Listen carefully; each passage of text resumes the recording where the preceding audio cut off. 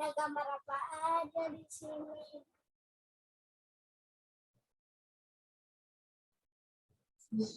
Singa, beruang, rubah, monyet, berkucing. Ayo kita baca. Ayo kita baca.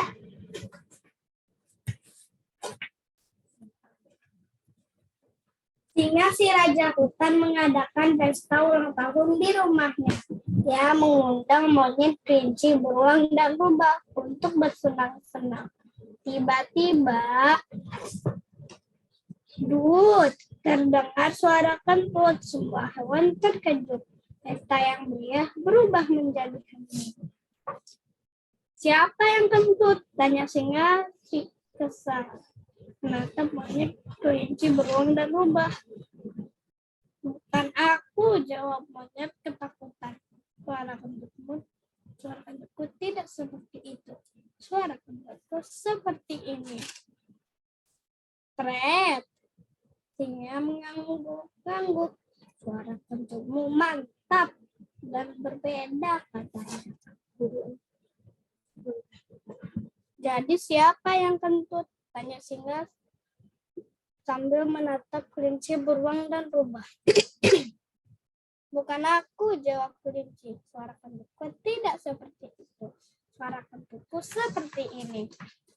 Tut. Singa terpesona. Suara kentutmu terdengar imut, katanya. Jadi siapa yang kentut?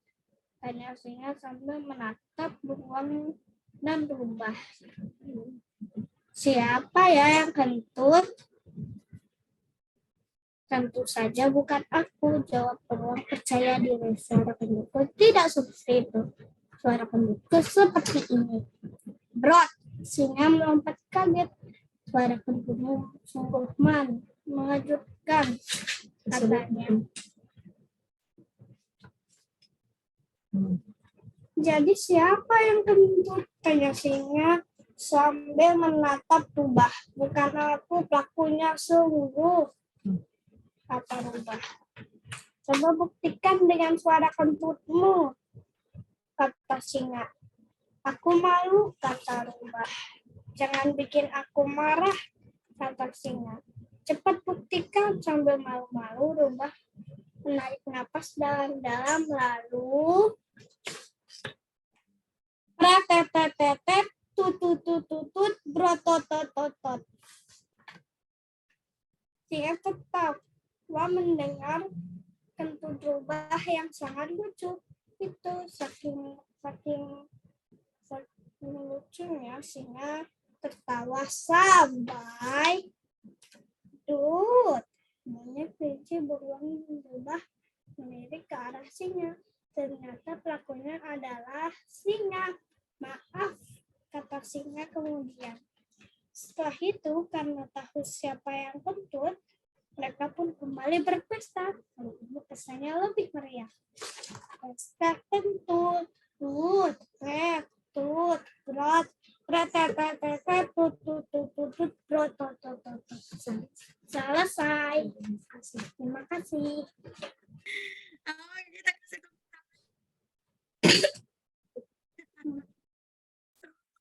ya dari ide kentut nih Kak Nur Hadi ya, bisa jadi seseru ini bukunya. Oke, Albi di mana Albi? Oh itu dia Albi. Albi usia berapa sih Albi? 6 tahun. Berapa? Sorry? 6 tahun. 6 ya? Ya. Udah sepede ini ya dalam membaca ikan nyaring ya. Albi suka ya membaca ya? Iya, kemarin juga Albi ikut ya Read Aloud for Kids ya di Depok Membaca Nyaring ya dan tampil bersama teman-teman ya. Seru banget pastinya pengalamannya.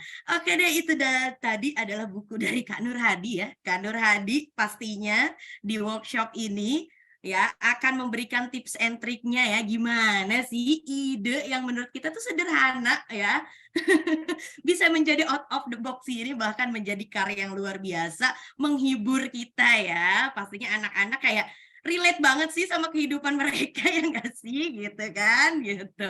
Halo Kak Nur Hadi, apa kabar? Dadah. Dadah Alwi, terima kasih. Halo Kak Hadi, apa kabar Kak Hadi? Alhamdulillah baik. Alhamdulillah baik. Di Depok kan ya Kak Hadi ya? Iya di Depok Di Timur Depok. depan. Depok Timur Suara saya depan. jelas ya? Oke. Jelas banget Kak Hadi. Ini para kakak-kakak di sini, kita panggilnya kakak-kakak ya Kak Hadi ya. Iya. Walaupun punya buntut 1, 2, 3, 4, 5, 6 ya. Tetap jadi muda semuanya, jadi kakak-kakak semua nih. Nah Kak Hadi tadi kan ada cerita yang diceritakan oleh Albi ya tentang kentut ya. Nah itu lucu banget sebenarnya. Maksudnya sesuatu yang sederhana kok jadi luar biasa gitu ya. Nah, Kak Hadi, nanti Kak Hadi boleh nih ya berbincang-bincang sama teman-teman di sini semua. Kita mendengarkan ya workshop dari Kak Hadi gimana sih membuat cerita yang out of the box.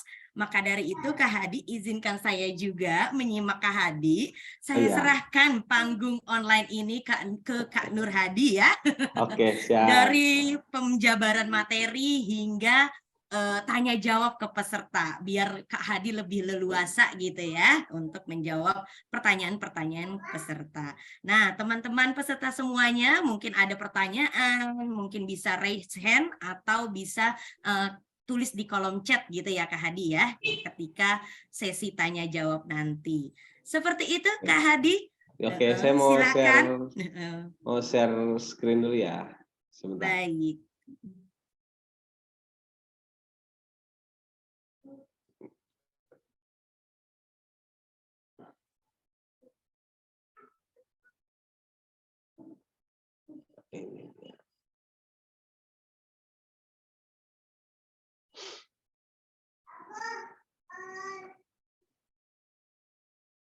Masih loading ya, sebentar.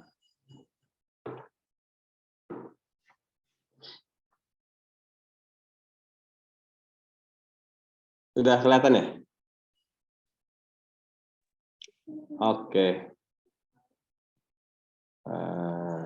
Langsung aja ya.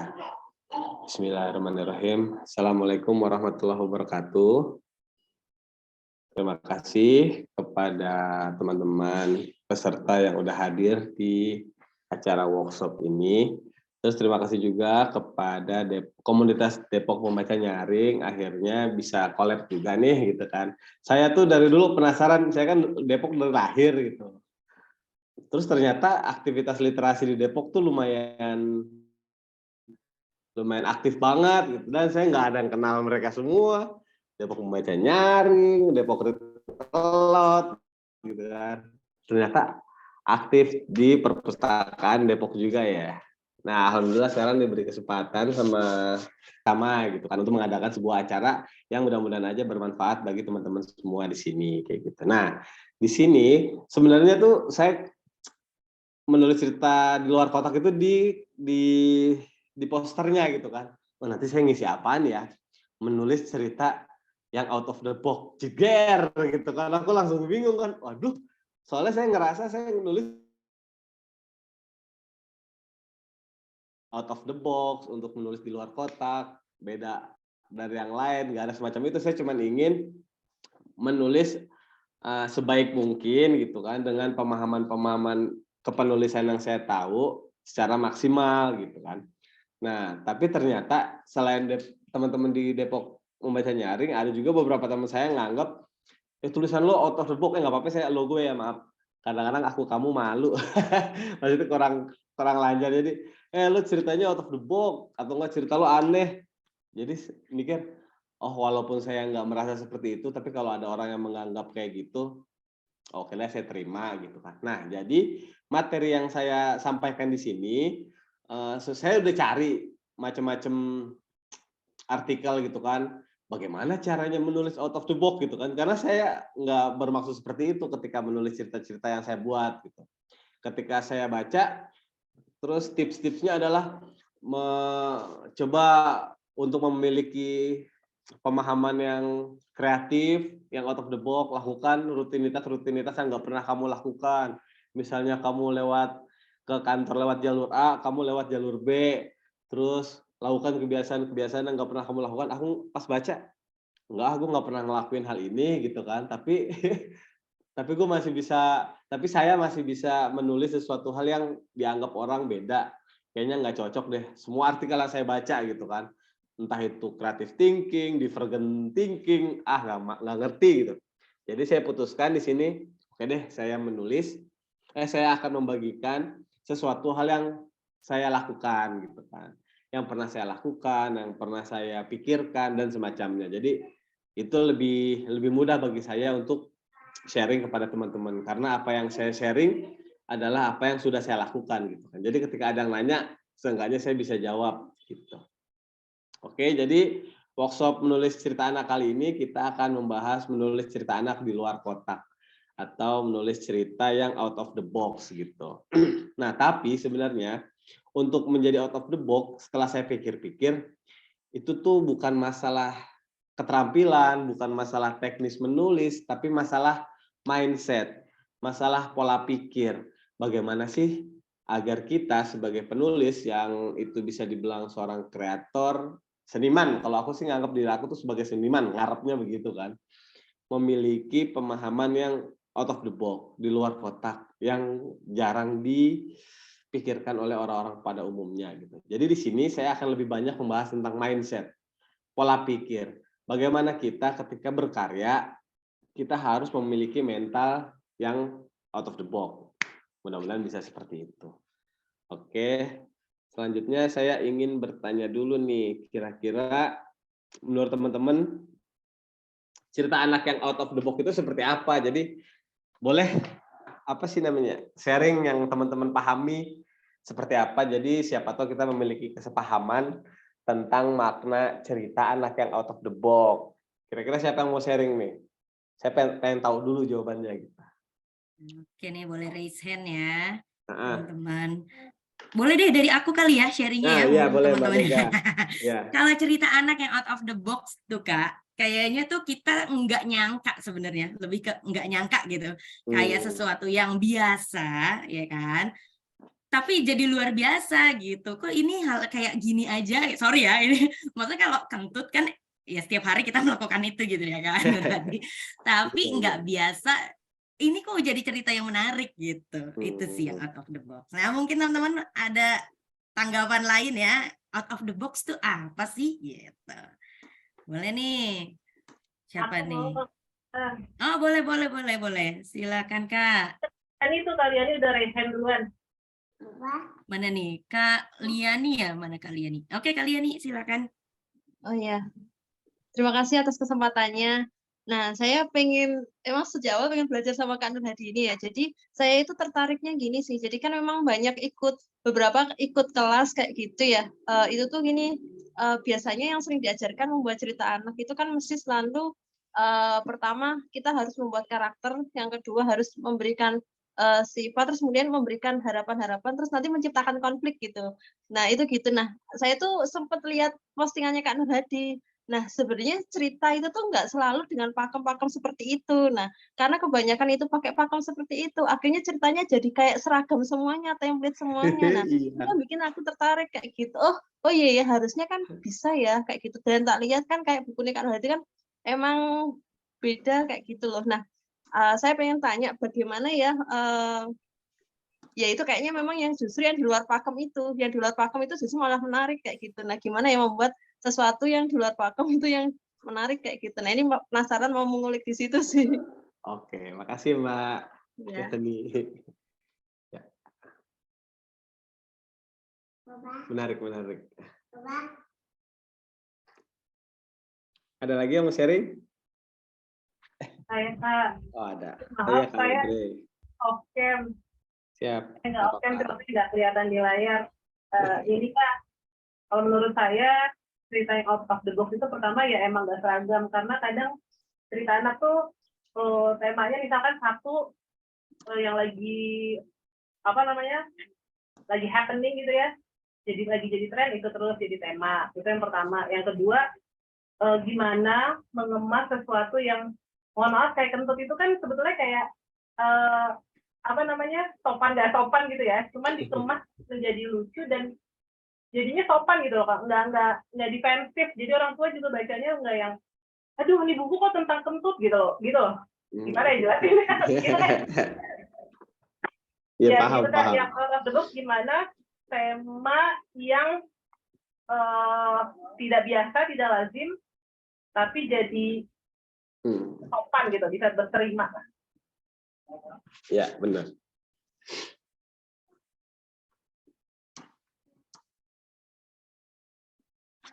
Ada lagi yang mau sharing nggak? Jadi asik ternyata pemahaman teman-teman seragam banget gitu kan mengenai cerita yang out of the box. Oke, jadi langsung aja deh. Kita lanjutin aja ya. Jadi ada yang bilang cerita out of the box itu adalah cerita yang kadang ada cerita yang biasa, tapi disajikan secara tidak biasa seperti kentut atau enggak beberapa cerita pendek saya yang saya posting di Instagram gitu kan tentang Cica yang senang menggambar di dinding. Itu kan cerita biasa dan dialami atau nggak dilakukan oleh anak-anak pada umumnya gitu kan, nyoret-nyoret dinding. Anak saya juga kayak gitu, mungkin anak-anak Mbak juga kayak gitu. Tapi ketika itu ada apa ya namanya, kenakalan kreatif, kalau saya sih ngomongnya nakal gitu kan. Kenakalan kreatif, saya yang bayangin gimana itu kalau si anak yang nyoret dinding terus gambarnya hidup, kayak gitu aja sih sebenarnya, simple. Jadi sesuatu yang sederhana ketika kita masukin unsur-unsur magical atau enggak unsur-unsur ajaib, sesuatu yang biasa bisa disajikan dengan cara yang tidak biasa. Terus ada juga yang bilang cerita yang berbeda dan di luar pakem.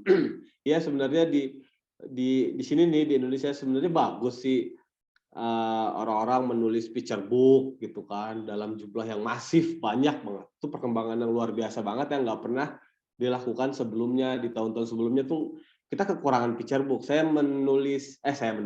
Kami di Nurabooks itu nerbitin buku seri sepatu dahlan. Saya kedengeran kan ya? Takut ngomong sendiri, kemarin pernah gitu kan, apa sih tiba-tiba off.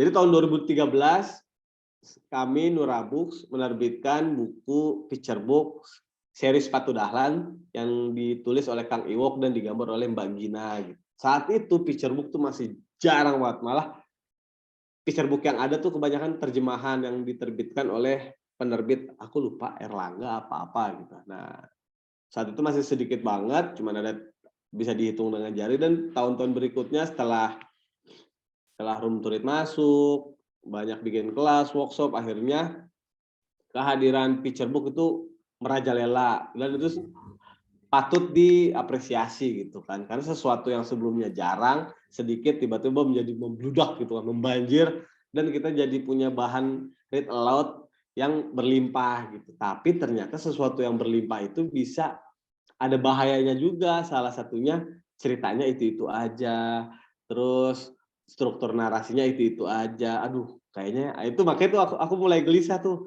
Jangan kayak gini dong hasilnya gitu. Apa artinya banyak kalau sama. Nah, makanya saya mulai bawel gitu kan di sosmed. Cerita nggak kayak gitu doang loh, gini supaya beberapa kreator atau enggak beberapa para senior gitu kan penulis buku anak ini ya agak kesentil dikit deh.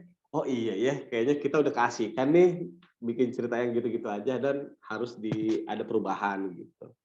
Terus cerita yang nggak seragam, cerita yang bukan tren dan semacamnya. Ya, jadi makasih teman-teman yang udah sharing pemahamannya soal cerita yang out of the box, yang saya sih sepakat gitu kan. Kalau saya mikirnya sebelumnya cerita yang out of the box itu cerita yang aneh, yang asing, yang nggak pernah kepikiran sama orang-orang banyak gitu kan. Hampir sama sih dengan apa yang udah teman-teman sharing.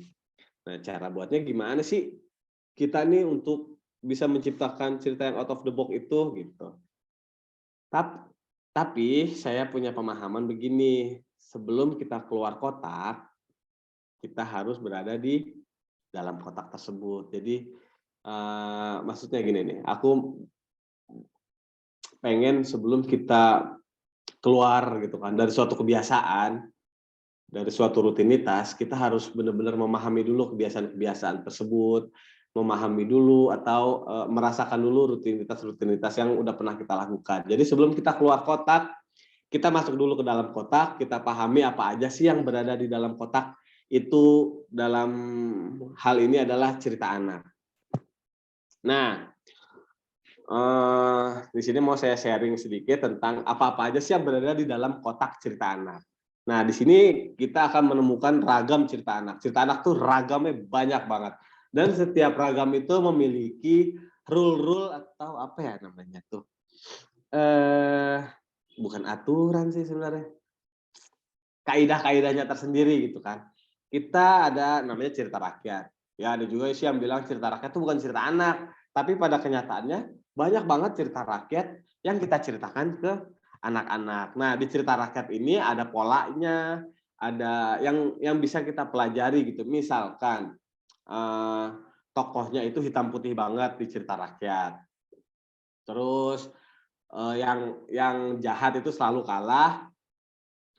Terus ada hal-hal yang ajaib, misalnya ada yang bisa jadi batu, ada yang lahir dengan tubuh sebesar jempol, atau ngasih kelingking. Aku baca buku-bukunya Bu Murti Bunanta tuh cerita rakyatnya tuh ilustrasinya bagus-bagus, ceritanya juga menarik-menarik. Ada juga ragam cerita yang lain yaitu fabel gitu. Nah, fabel juga memiliki ciri khasnya tersendiri, misalnya tokohnya bisa loh selain manusia, bisa hewan, bisa manusia juga. Terus ternyata fabel itu ciri-cirinya tuh seperti ini, seperti itu. Nah, kita nih sebagai penulis cerita anak, mau nggak mau, suka nggak suka, kita harus mengetahui ragam cerita anak yang ada. Kalau ada di seluruh dunia, ya udah kita cari tahu gitu kan. Dan bukan hanya cuma mencari tahu, tapi kita harus teliti, bukan teliti ya namanya apa ya?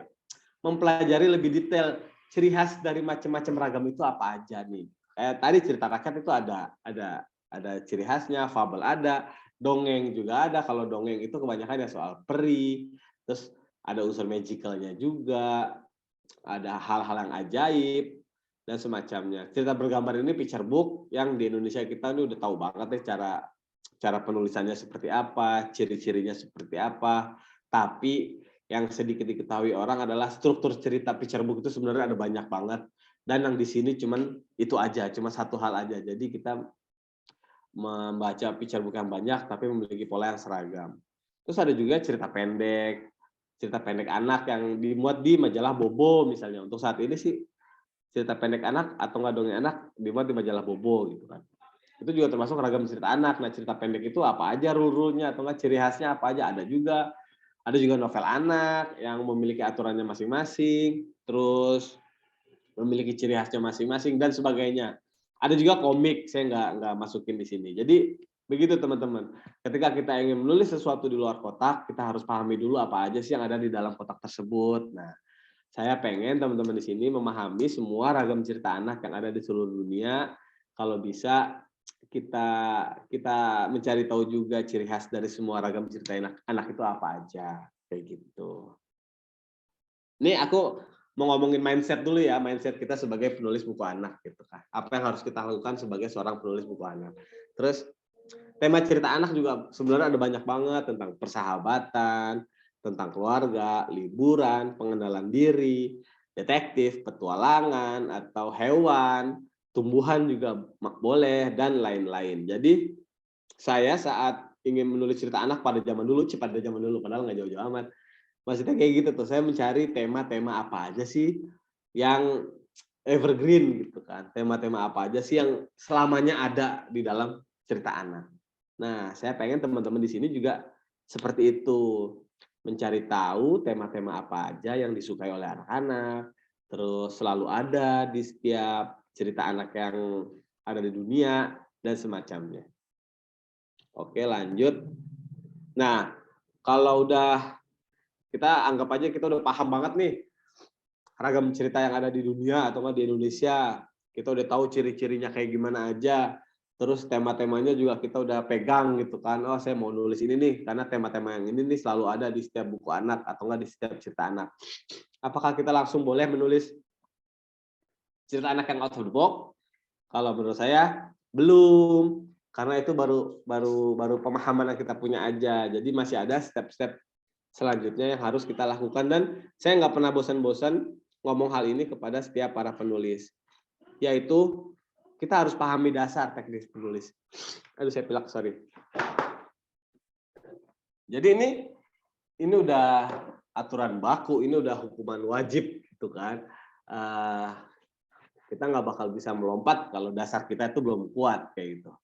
Nah, karena kita menulis, mungkin kalau kita pemusik kita harus pahami dulu dasar-dasar teknik bermusik, atau kalau melukis juga kita kayak gitu. Jadi di sini kita harus pahami dulu dasar-dasar teknis menulis.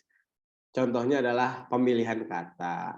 Kalau menurut saya udah sampai pada titik di mana kata-kata yang paling indah adalah kata-kata yang tepat penggunaannya gitu kan. Jadi bukan kata-kata yang rumit, yang jarang dipakai orang, yang obsolet, yang usang. Jadi ketika kita menulis banyak orang yang nggak tahu dan kita ngerasa, wih keren kan gue tahu kata itu. Enggak, sebenarnya kan kita kan menulis untuk media komunikasi. Ketika komunikasi yang kita sampaikan macet, berarti ada yang salah dengan tulisan kita kayak gitu. Saya memiliki anggapan bahwa setiap penulis itu memiliki tahapan, ada 3 tahapan. Tahapan pertama, setiap orang kebanyakan itu ingin merasa aneh, merasa ingin melakukan sesuatu yang beda daripada yang lain. Akhirnya dia memilih kata-kata yang rumit, dia sering buka kamus untuk atau enggak apa sih namanya kalau persamaan kata itu? Aku lupa pokoknya. Jadi daripada menggunakan kata ini, lebih baik aku menggunakan kata ini. Dia selalu menggunakan kata-kata yang jarang digunakan. Oke sih untuk kreativitas, cuman jadi kayak norak gitu kan. Dia jadi bersolek dalam berkarya itu. Dia bergenit-genit untuk menutupi sesuatu cerita yang sebenarnya menurut kita tuh biasa aja. Jadi biasanya itu tahap pertama yang dilakukan seorang penulis pemula tuh kayak gitu. Ingin tampil beda, ingin tampil keren. Tapi tahap berikutnya dia akan sadar bahwa ternyata seorang penulis itu nggak hanya harus tampil beda loh, tapi kita harus memahami dulu loh cara penulisan yang benar itu seperti apa. Nah, ketika pada tahap kedua ini dia mulai belajar bagaimana caranya menulis sebuah cerita, memilih kata, menulis kalimat. Di Indonesia masih banyak banget gitu penulis-penulis yang susunan kalimatnya itu nggak enak kayak gitu. Apalagi paragraf. Nah, saya pengen teman-teman kuasai dulu dasar-dasar teknik menulis gini. Nggak lama kok belajar, paling cuman berapa bulan kalau kita baca buku tentang pedoman berbahasa itu berguna banget kayak gitu dan kita kuasai hal itu gitu. 3 hal ini aja sih. Pemilihan kata, penulisan kalimat, penyusunan paragraf, terus bagaimana caranya agar cerita yang kita buat itu memiliki koherensi, jadi satu kesatuan, nggak seperti orang mengigau kayak gitu deh kasarnya. Itu yang saya lakukan. Gitu. Terus setelah pahami dasar teknis menulis, kita harus tahu juga apa sih cerita itu gitu. Jadi sebagai penulis cerita kita harus memahami apa itu cerita. Jadi menurut saya cerita itu adalah peristiwa. Semua cerita yang ada di dunia, semua cerita yang terdapat di dalam buku, film, dan macam-macam lainnya adalah menceritakan sebuah peristiwa. Contohnya kayak gini nih. Saya ngomong ke teman. Ketika kita ngomong ke teman, gue punya cerita, berarti ada sesuatu yang menarik untuk diceritakan. Nah, gimana perasaan teman-teman ketika saya bercerita kayak gini? Gue mau cerita nih. Tadi pagi kan gue jam 9 berangkat ke kantor ya. Gue naik motor tuh. Terus di jalan nggak macet. Alhamdulillah lancar. Sampai kantor jam 10. Terus gue kerja deh. Gitu kan. Terus gimana perasaan teman-teman? Gitu doang. Cuman ceritain hal itu doang. Jadi kayak nggak menarik kata gue punya cerita nih. Tadi kan gue kan ke taman kota. Terus gue beli mie ayam. Terus habis deh mie ayamnya gue makan. Jadi enggak, itu bukan cerita karena enggak ada peristiwa di dalam hal tersebut. Beda hanya ketika tadi gue berangkat kerja deh. Tadi gue berangkat kerja nih. Pas di tengah jalan ada tabrakan. Nah, ada peristiwa di situ. Ada suatu kejadian yang enggak pernah dilakukan, enggak pernah dialami oleh setiap orang gitu kan. Tabrakan atau enggak tadi pas gue pengen ke taman kota gue melihat pelangi gitu kan. Nah, pelangi kan jarang banget dilakuin atau enggak dilihat oleh orang-orang. Jadi itu patut untuk dijadikan bahan cerita. Nah sebenarnya tuh teman-teman tahu deh sesuatu hal apa sih yang menarik untuk diceritakan atau enggak, ini kayaknya nggak bagus untuk diceritain karena nggak ada hal yang menarik. Nah ketika kita ingin menulis cerita, kita harus tahu dulu ada peristiwa yang menarik untuk diceritakan. Kalau kentut, ya itu Kalau menurut saya sih itu tuh sebenarnya di kepala saya tuh singa si raja hutan ngadain pesta. Terus ada yang kentut, jeder gitu kan maksudnya. Ih berani-beraninya kentut di pesta singa, siapa sih gitu. Jadi di situ aja menurut saya tuh merupakan suatu hal yang menarik karena ada yang kentut di pesta singa si raja hutan gitu. Siapa yang mau berani-beraninya itu yang ngelakuin hal itu. Itu sesimpel itu. Jadi saya pengen teman-teman ketika ingin menulis cerita ada peristiwa menarik yang ingin teman-teman sampaikan kayak gitu. Ada peristiwa-peristiwa yang jarang dialami oleh orang-orang pada umumnya semacam itu. Nah, baru deh peristiwa itu kita apa sih namanya? Kita bagi-bagi misalnya ternyata yang mengalami peristiwa itu kan biasanya kan tokoh. Nah, tokohnya itu seperti apa? Terus peristiwa itu supaya menarik itu kita susun plottingnya gitu kan, awal tengah akhirnya kayak gimana, boleh ada konflik, boleh nggak ada konflik, latarnya di mana dan semacamnya. Jadi penokohan, plot, konflik, latar, POV, dialog itu semuanya merujuk kepada peristiwa itu. Penokohannya kuat, plotnya keren, konfliknya wow, bikin tokohnya tuh seperti makan buah si malakama, kalau nggak dimakan ini begini, kalau dimakan begitu gitu kan. Terus latarnya kuat, pokoknya semacamnya kuat, tapi kalau peristiwanya nggak menarik, ya buat apa kayak gitu menurut saya. Malah kalau peristiwanya yang menarik tapi semuanya sederhana, itu bakal enak kayak gitu, bakal asik untuk diikuti karena kita membutuhkan sebuah peristiwa yang jarang kita alami dan peristiwa itu dibaca oleh kita dan kita akan mendapatkan pengalaman baru saat membaca cerita tersebut. Kira-kira seperti itu. Nah, setelah memahami teknis menulis cerita, memahami apa itu cerita, ya sebelum melakukan menulis cerita yang out of the box, kita harus banyak baca dulu. Banyak baca buku anak klasik. Di klasik ini, klasik artinya itu bukan buku anak yang lawas ya. Klasik itu adalah karya yang nggak lekang oleh waktu gitu. Klasik berasal dari kata berkelas. Oh iya. Jadi karya anak klasik itu udah bertahan selama ratusan tahun, ribuan tahun dan kayak fabel Aesop kayak gitu kan. Itu bisa kita baca sampai sekarang padahal itu dibuat 600 tahun sebelum Masehi gitu kan. Berarti betapa kuat cerita ini gitu kan. Kuat banget ini cerita sampai bisa bertahan ribuan tahun sampai cerita itu sampai ke kita kayak gitu. Berarti ini cerita ini kuat. Cerita ini ada sesuatu hal yang dibutuhkan oleh manusia. Nah, kalau bisa bikin cerita kayak gitu mah keren banget. Tapi susah. Nah, kita harus sering banyak baca buku-buku anak klasik atau enggak baca buku-buku anak-anak terkenal. Jadi, kalau kita aktif di penulisan buku anak, kita pasti tahu deh beberapa judul buku anak terkenal yang biasanya di luar negeri gitu, seperti Very Hungry Caterpillar, Where the Wild Things Are, terus Little Prince, apalagi ya, Harry Potter dan semacamnya. Jadi kalau bisa nih kita baca buku-buku kayak gitu tuh, buku yang terkenal yang sering jadi bacaan, banyak bahan bicaraan. Atau baca buku anak bestseller. Kalau di sini ya di Indonesia cari aja buku-buku bestseller di rak-rak bestseller itu seperti apa, kita baca. Bukan untuk memahami ya, hanya ingin tahu gitu loh yang ada di dalam kotak cerita anak itu apa aja sih gitu kan. Oh, buku anak klasik itu ini, buku terkenal ini, oh buku bestseller itu ini. Jadi kita mengetahui hal-hal semacam itu. Atau boleh juga kita banyak baca buku-buku yang memancing kreativitas kita. Ya mungkin buku-buku, kalau buku anak tuh kayak buku pop up atau buku yang bisa dimainin kayak novelty book dan semacamnya deh, banyak. Nah, selain banyak baca, kita harus juga banyak gaul.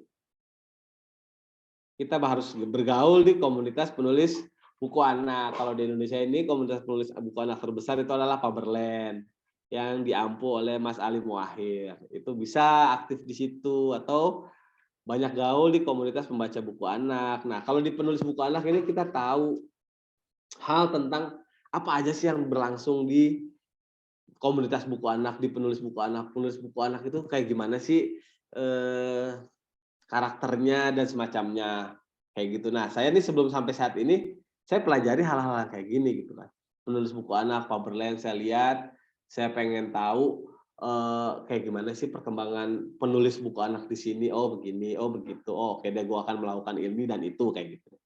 Terus komunitas pembaca buku anak kita perlukan karena di salah satu komunitas pembaca buku anak di Indonesia yang lumayan kritis dan aktif itu Rembuku, teman-teman boleh aktif di situ. Jadi beragam macam buku anak dikulitin dia, bukan dikulitin sih maksudnya.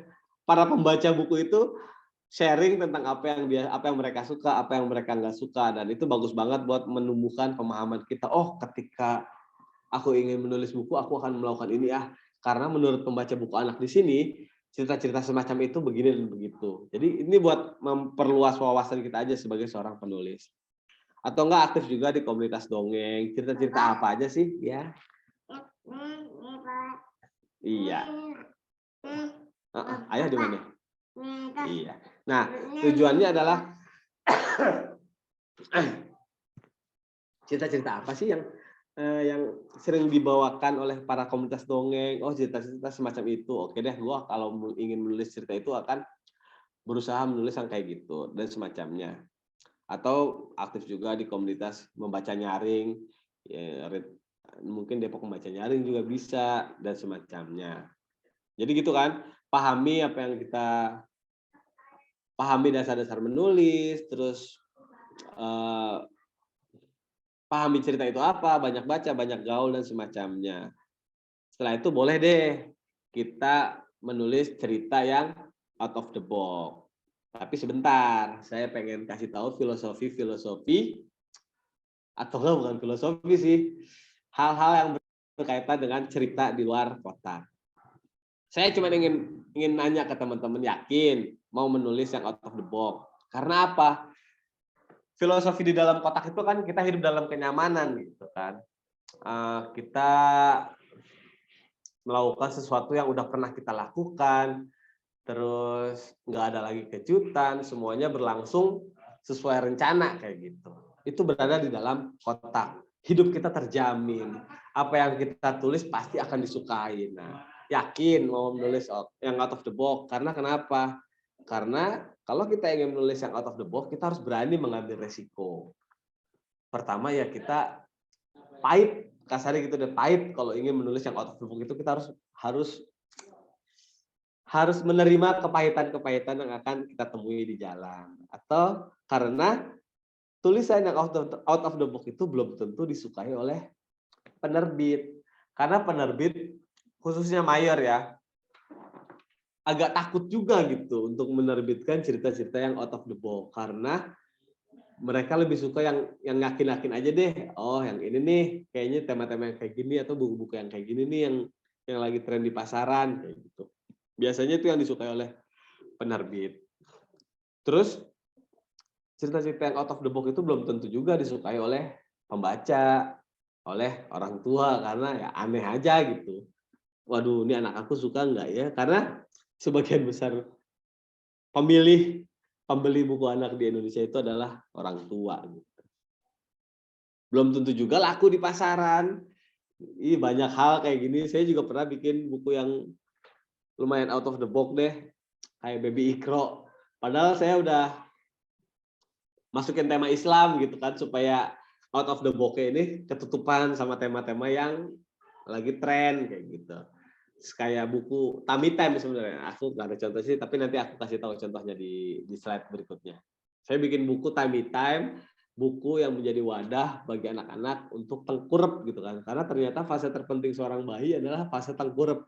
Nah, ketika tengkurep, kayaknya asik nih kalau kita bikin buku untuk anak yang lagi belajar tengkurep gitu kan. Jadi akan ada lelucon kayak gini. Pantesan anak lo pinter, dari bayi tengkurepnya di atas buku kayak gitu kan.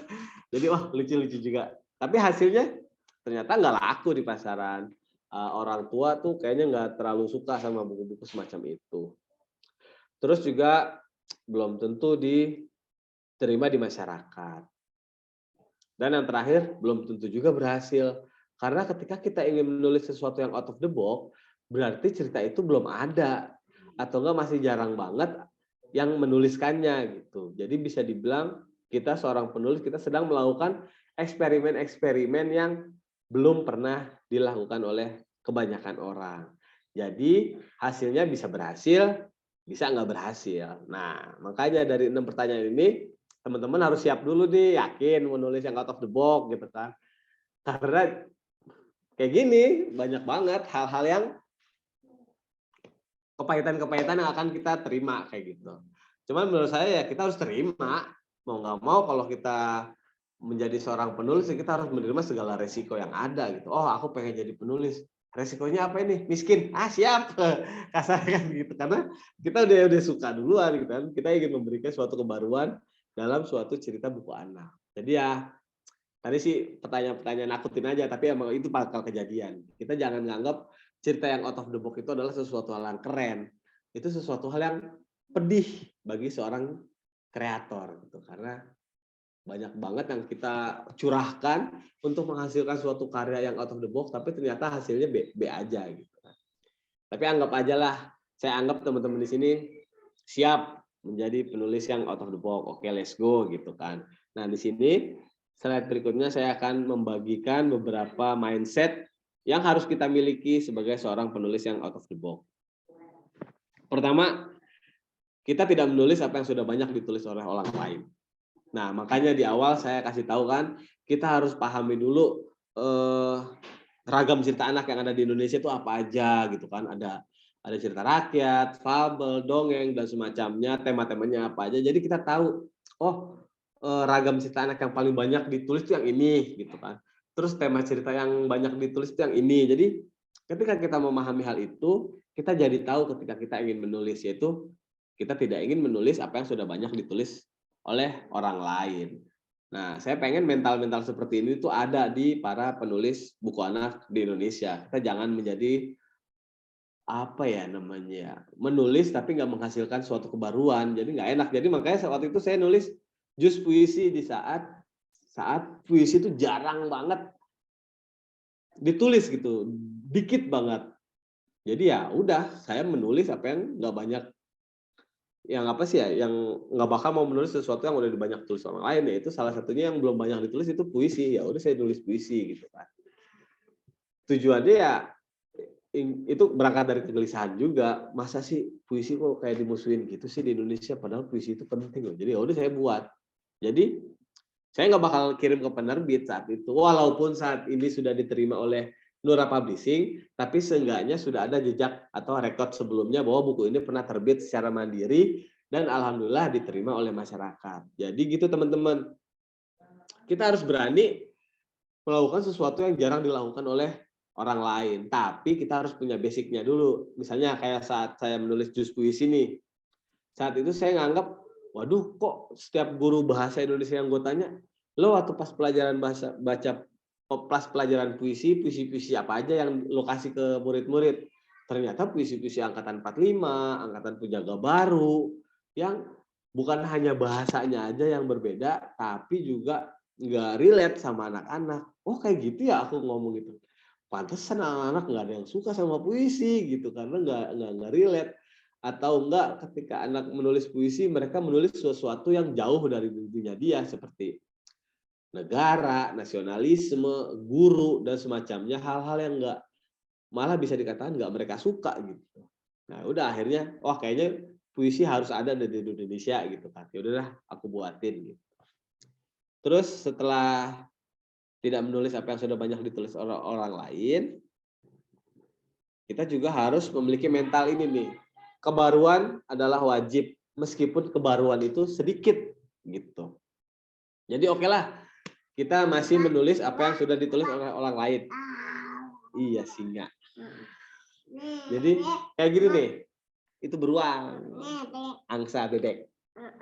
Jadi ketika saya ingin menulis ABC gitu kan, buku-buku ABC, buku-buku ABC di Indonesia itu udah banyak banget gitu kan, buku-buku yang bertujuan untuk melatih anak mengenal huruf, menulis huruf, mengenal kata dan semacamnya. Nah, ketika saya ingin menulis sesuatu yang sudah banyak ditulis oleh orang lain, itu kan udah banyak banget kan ya.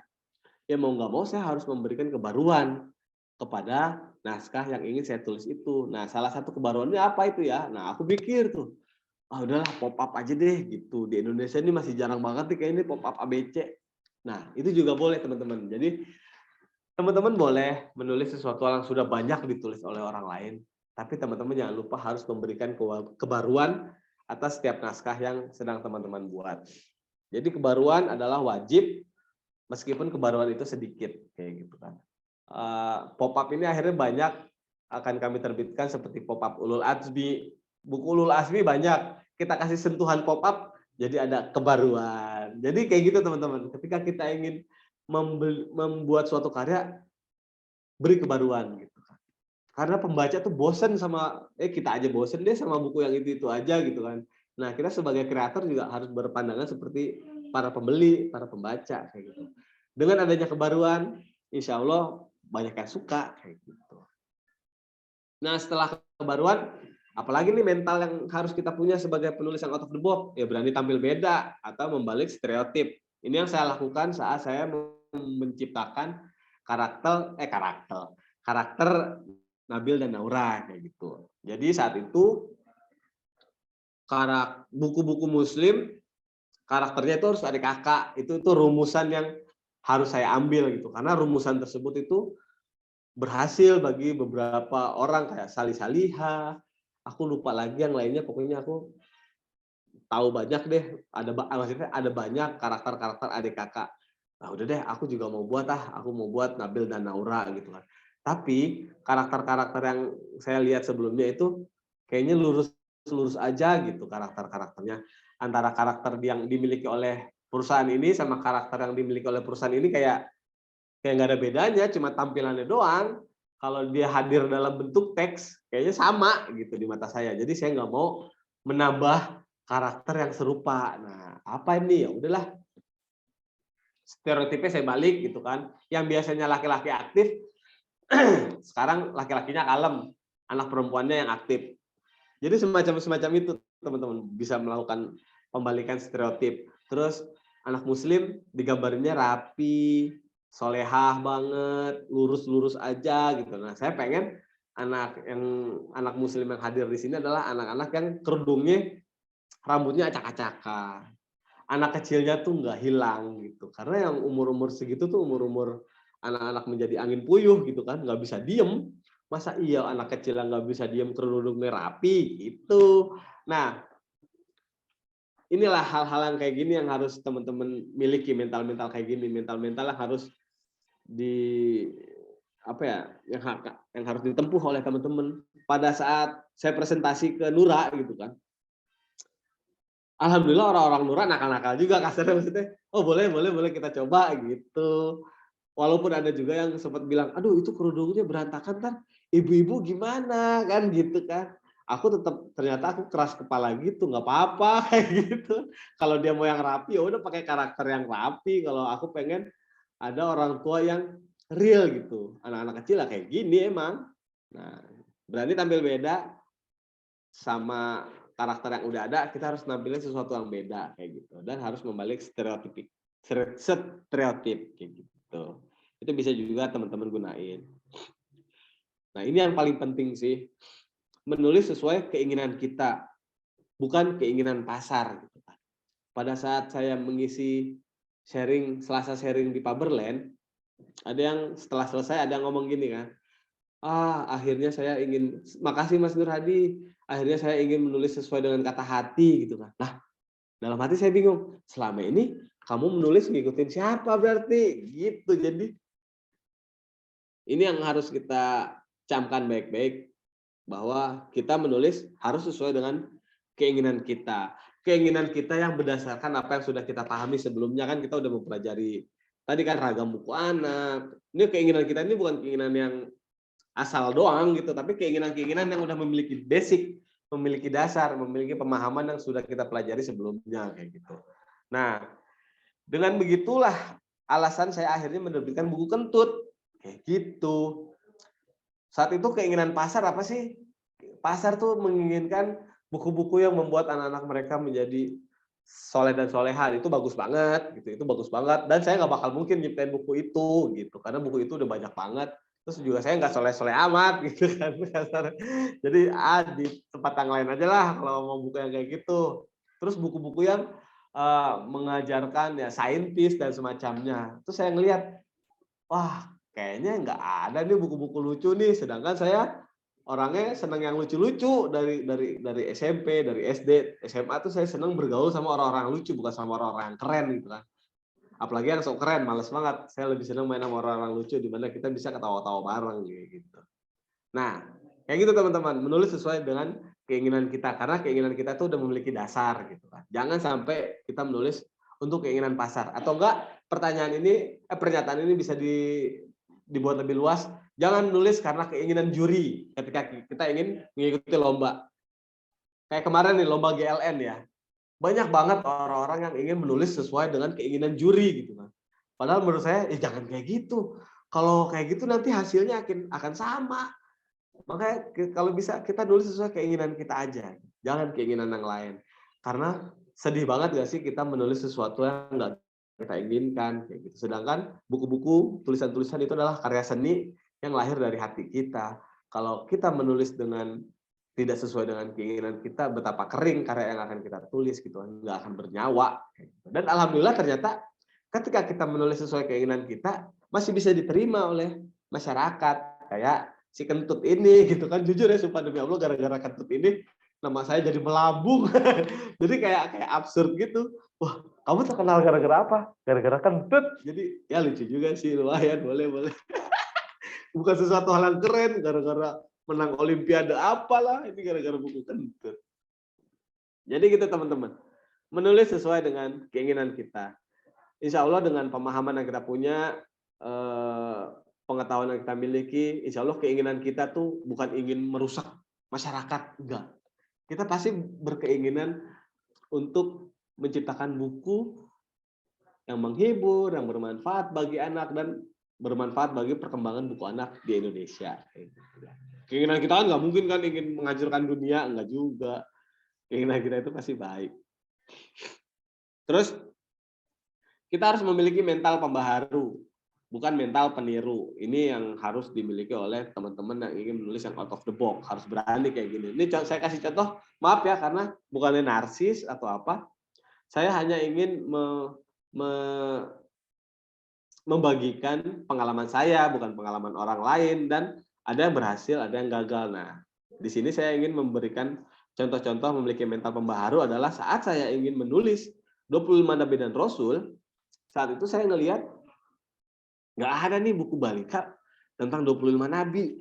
Semua buku 25 Nabi, kalaupun merangkum semuanya, pasti buku-bukunya untuk anak SD tinggi, yang teksnya banyak, gede, tebal. Aku udah sering ngomong ini sih di beberapa tulisan. Nah, untuk balita tuh belum ada.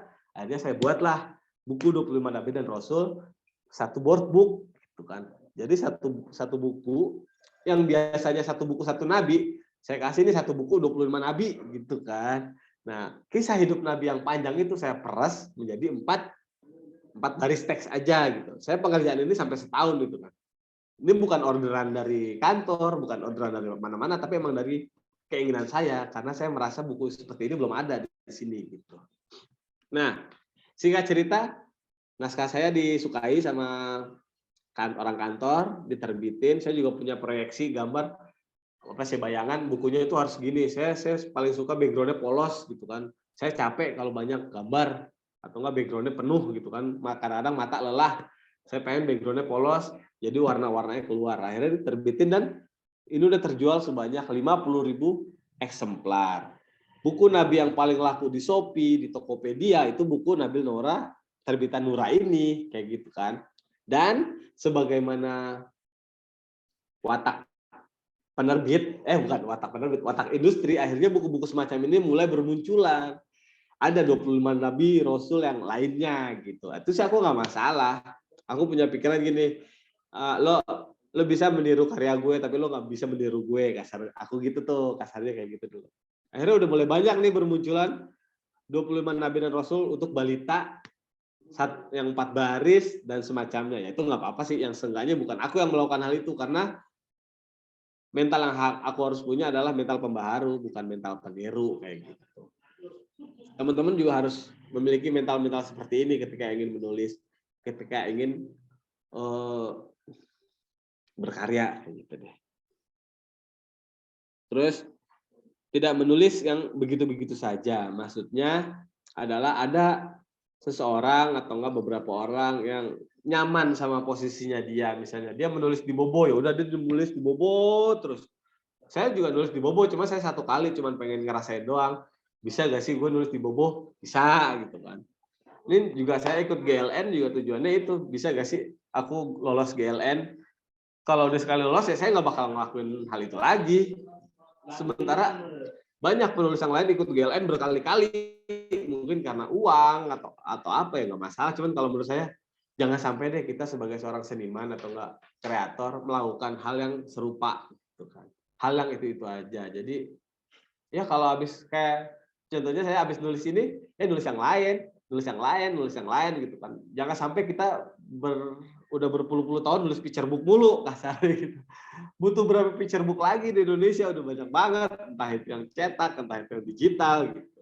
Sedangkan buku puisi masih sedikit banget dan semacamnya. Jadi kayak gitu deh teman-teman, jangan pernah sampai kita merasa nyaman di satu tempat. Karena kita merasa nyaman itu artinya kita berada di dalam kotak. Dan ketika kita berada di dalam kotak, kita akan melakukan hal kegiatan yang itu aja gitu kan. Dan hasilnya udah teman-teman udah bisa rasakan deh. Contohnya yang picture book yang ini deh, itu udah menurut saya pada mulanya dia adalah suatu kegiatan yang di luar kotak. Dilakukan bertahun-tahun, akhirnya mereka berada di dalam kotak mereka sendiri gitu kan. Menghasilkan cerita yang itu aja, dan kita udah ngerasain contohnya ketika kita menulis yang begitu-begitu aja, ya nggak akan bagus ke depannya. Jadi setelah menulis satu karya, kita cari lagi. Karena apa? Karena taruh di sebentar nih. Dari ragam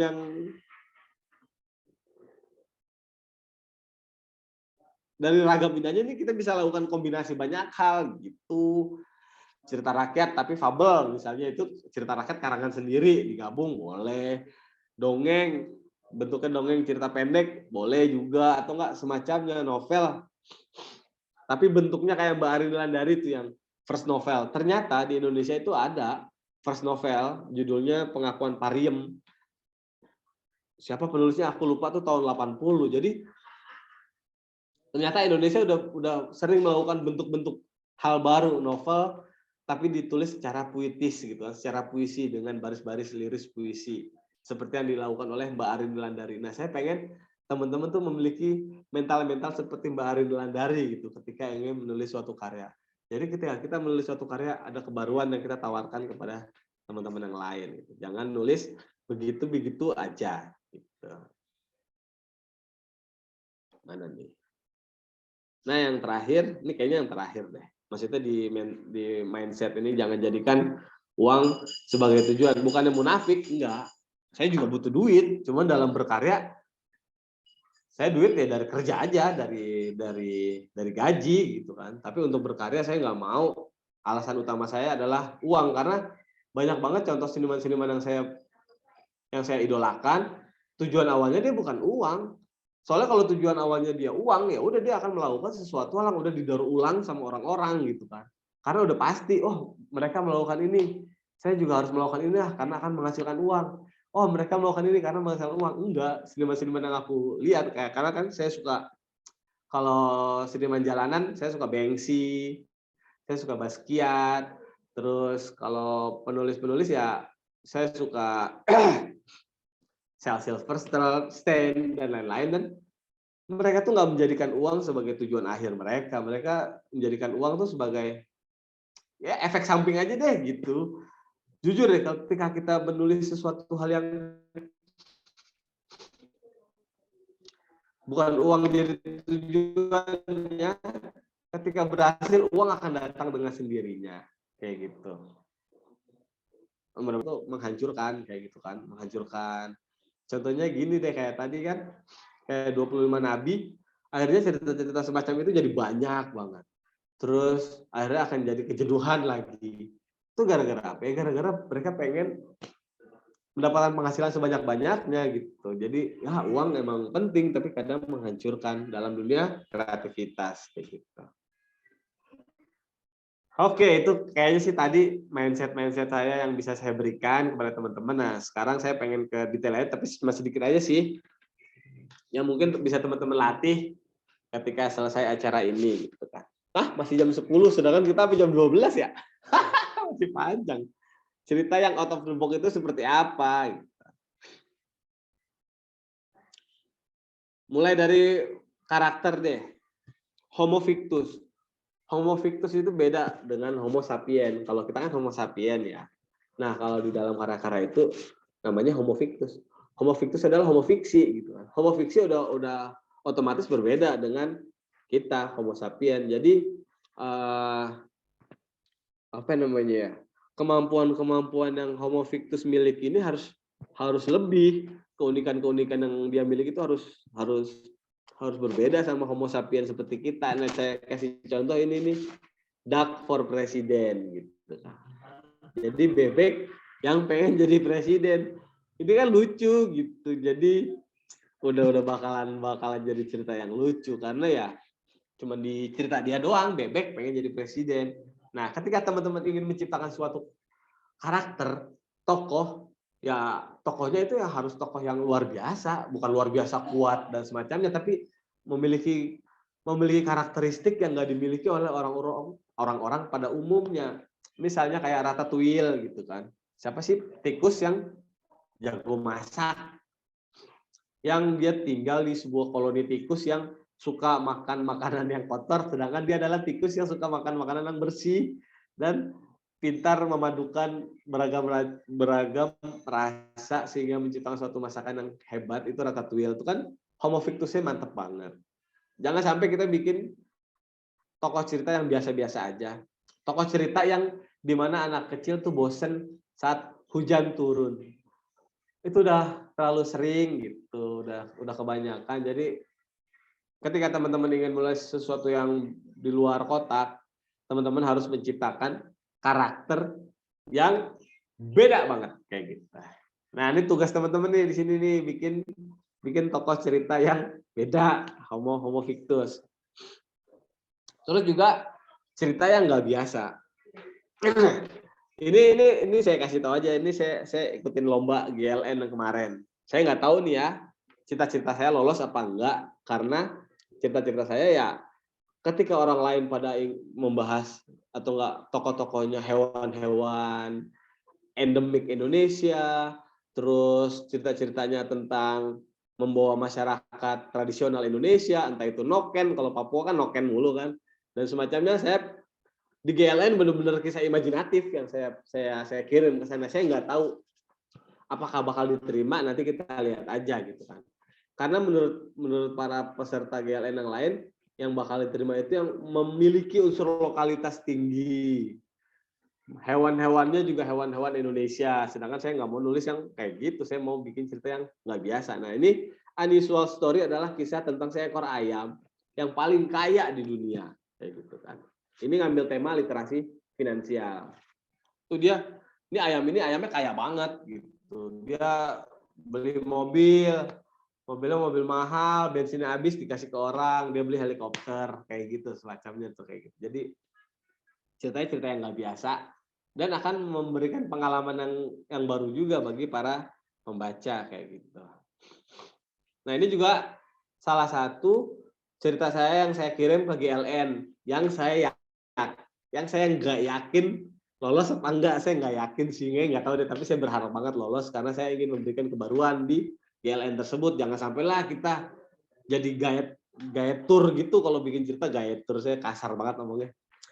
Maksudnya pengen sesuatu yang seru gitu. Nah, di sini opening line maksudnya.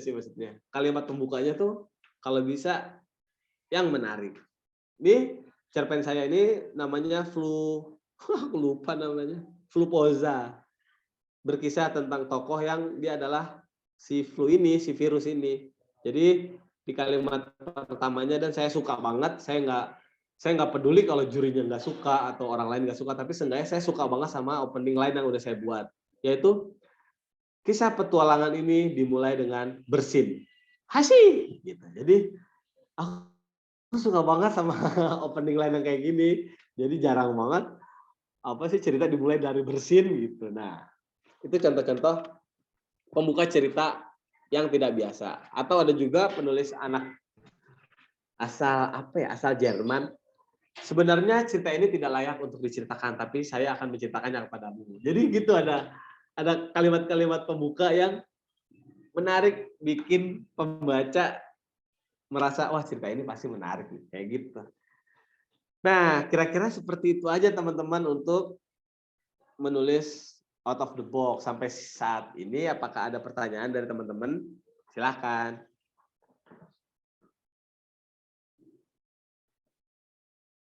Saya nggak ngomong sendirian.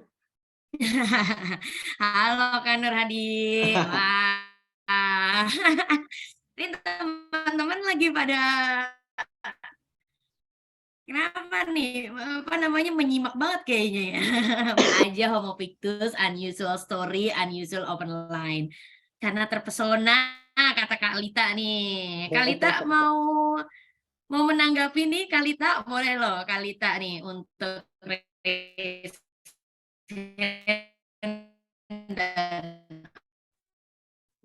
halo Kak Lita. Halo. Silakan Kak Lita. Adi. Halo.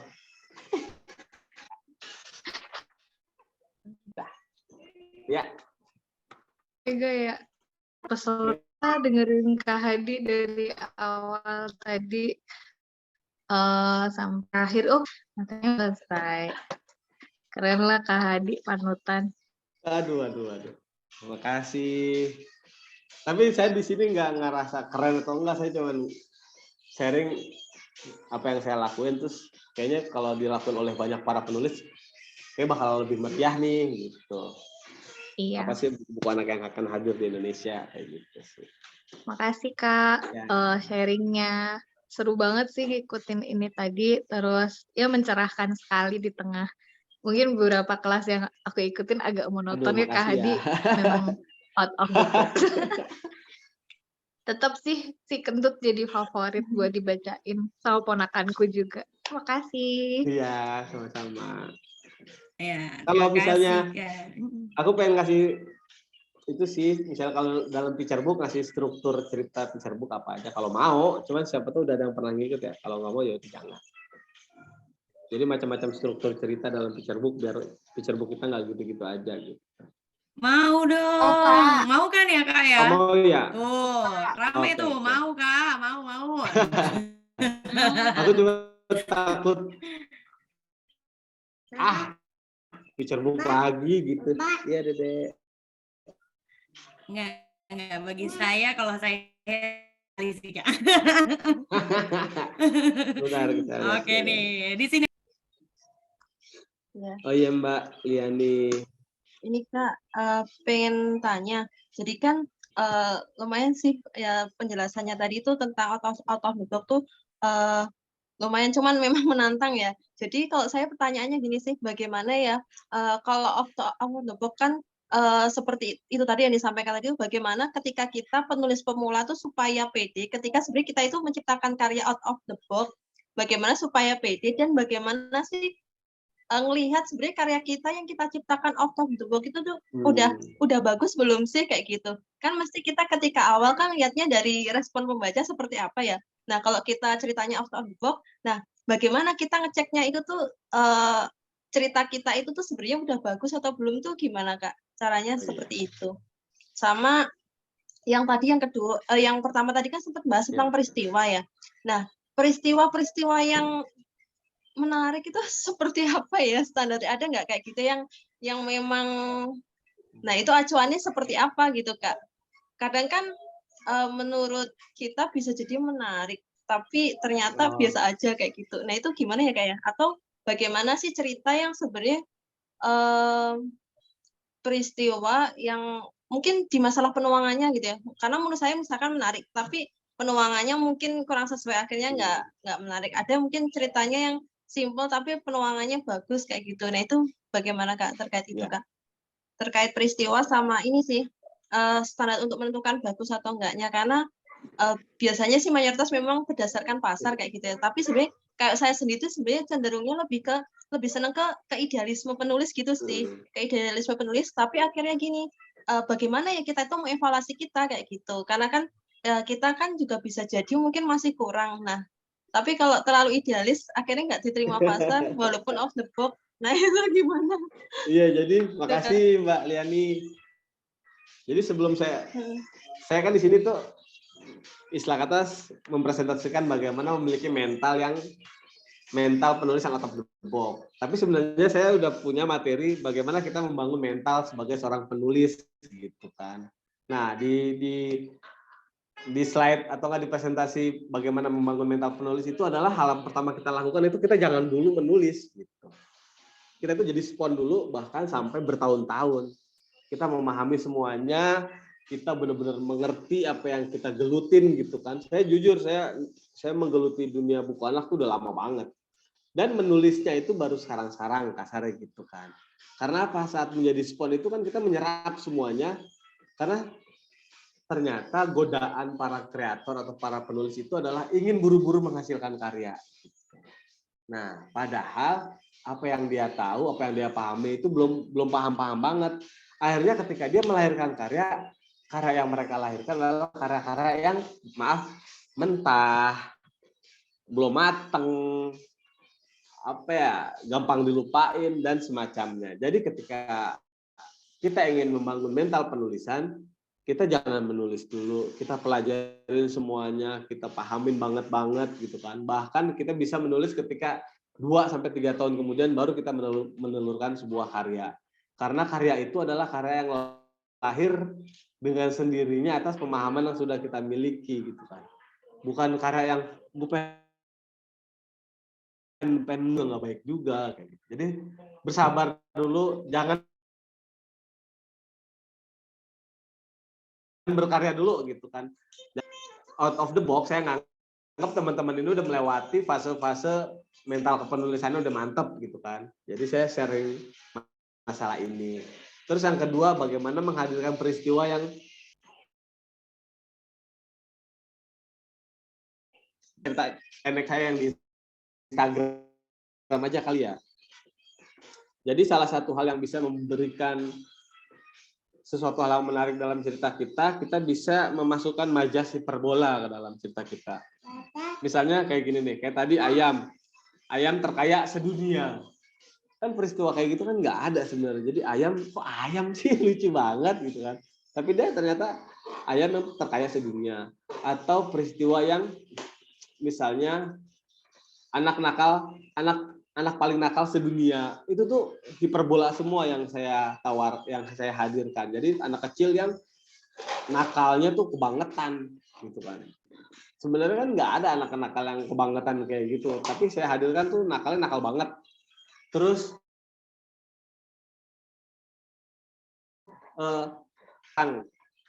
ada tuh aku bikin cerita atoran kata-kata yang ada di dalam buku-buku Roald gitu kan. Wah, kok disensor ya gitu kan? Karena menurut kesopanan saat ini nggak layak, akhirnya disensor kayak gitu kan. Wah, itu aku gelisah. Akhirnya aku bikin cerita ketika kata-kata kasar dilarang gitu kan. Nah, itu kan hiperbola, jadi nggak boleh ada lagi ngomong kata kasar. Semua orang harus kata-kata yang halus gitu kan. Dampaknya kayak gimana kalau nggak ada kata kasar? Kayak gitu. Ya ini. Jadi kayak gitu Mbak, bisa masukin majas hiperbola atau mengubah sudut pandang. Kayak berdiri di depan rumah yang terbakar. Saya bikin menulis cerita pendek soal itu kan. Ketika ada sebuah keluarga yang rumahnya terbakar.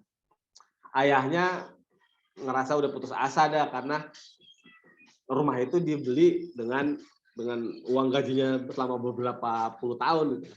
Ibunya berpikir tentang kapan ambulan akan datang gitu kan supaya masalah ini cepat selesai. Tapi si anak dia mengusap air mata, menengok ke belakang dan melihat bayangan mereka tuh seperti menari-nari gitu. Menari. Jadi itu kan sudut pandang ya, ketika orang dewasa nganggap ini sesuatu hal yang udah muram, depresif, udah akhirnya segalanya, tapi dari sudut pandang si anak dia masih bisa melihat sesuatu hal yang positif gitu kan. Seenggaknya bayangan kita masih menari. Jadi kayak ada harapan di situ.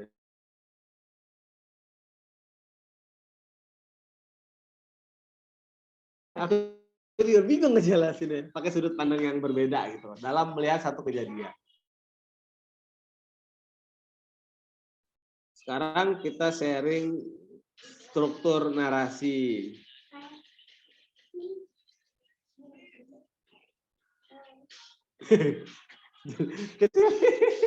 Nanti pada joget-joget. Teman-teman, lagu yang Zidan kedengeran nggak sih? Yang masuk nggak? Jadi backsound, Kak. Jadi backsound deh. Kecilin ya. Dede mau sama ayah deh. Oke. Tapi nggak keganggu kan ya? Oke. Tidak apa-apa, Kak. Aman. Aman. Katanya kedengeran. Nanti pada joget-joget. Pada joget. Kedengeran suaranya. Iya. Kecilin boleh nggak? Dikit aja. Coba. Dikit. Kenceng banget. Kencengan lah.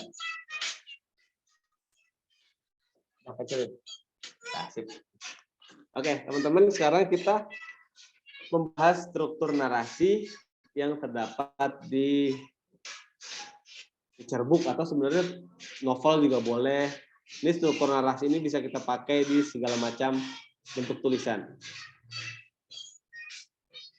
Jadi struktur narasi itu apa? Jadi struktur narasi itu adalah urutan peristiwa. Lagi-lagi peristiwa ya. Karena cerita itu pasti menceritakan sebuah peristiwa. Urutan peristiwa yang terdapat dalam cerita. Struktur klasik disusun menjadi 3 bagian, awal, tengah, akhir. Jadi narasi itu dicontohin kayak gini nih. Anjing saya memiliki kutu. Itu bukan narasi, ada yang bilang. Itu adalah deskripsi. Kalau narasi itu adalah seperti ini. Anjing saya digigit kutu. Jadi digigit gitu kan. Suatu peristiwa yang akan melahirkan peristiwa berikutnya. Nah, ketika digigit, si anjing bakal garuk-garuk, atau enggak si anjing bakal lari-lari, dan semacamnya. Jadi, satu peristiwa yang akan melahirkan peristiwa yang lain. Ada yang bilang kayak gitu, struktur narasi. Narasi itu seperti itu. Dan strukturnya itu ada beragam macam. Seperti yang kalau kita tahu tuh awal, tengah, akhir itu udah semua cerita tuh pasti kayak gitu strukturnya. Biasa di awal berisi pengenalan tokoh, keinginan, dan masalahnya. Di tengah, upaya sang tokoh meraih keinginannya, dan konflik pun muncul di sini. Di akhir, hasilnya apa? Apakah tokoh berhasil atau enggak gitu kan. Nah, ini teman-teman pasti udah di kelas lain udah dikasih tahu deh. Jadi nggak usah saya kasih tahu. Nah, ini aku menarik di sini nih. Di atas adalah struktur narasi yang pakai konflik. Jadi ini si Ayam. Si Ayam pengen jadi vokalis band gitu, biar keren karena dia nganggap menjadi anggota band itu keren. Nah, saat ingin menjadi vokalis band tiba-tiba dia ketemu ayam jago gitu kan. Ada halangan nih, obstacle. Ya udah, ketika ada ayam jago, nikah dia tuh ya.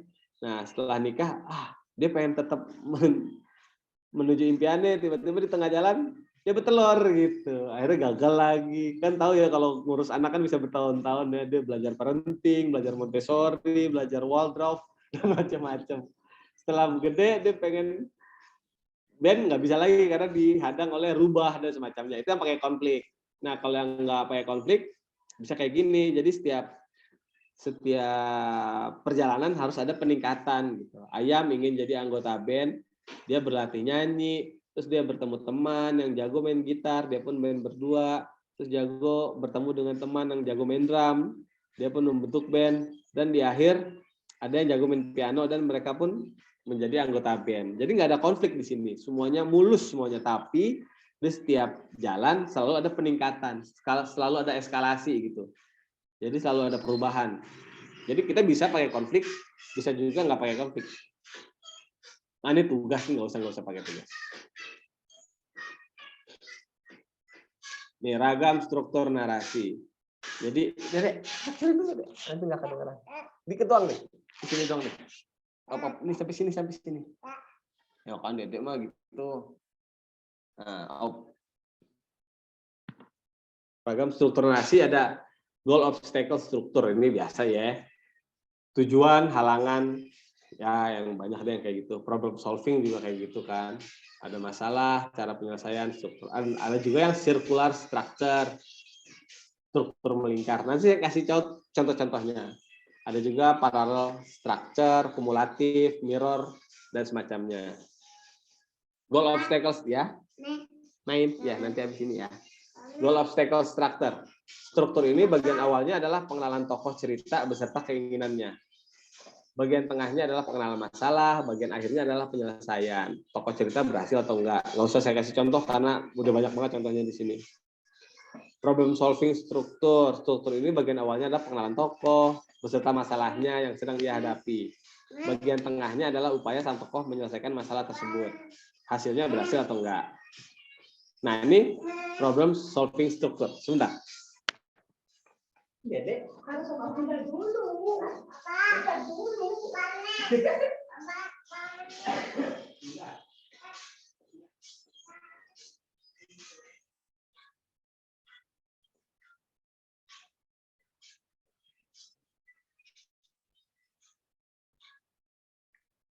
Bentar ya.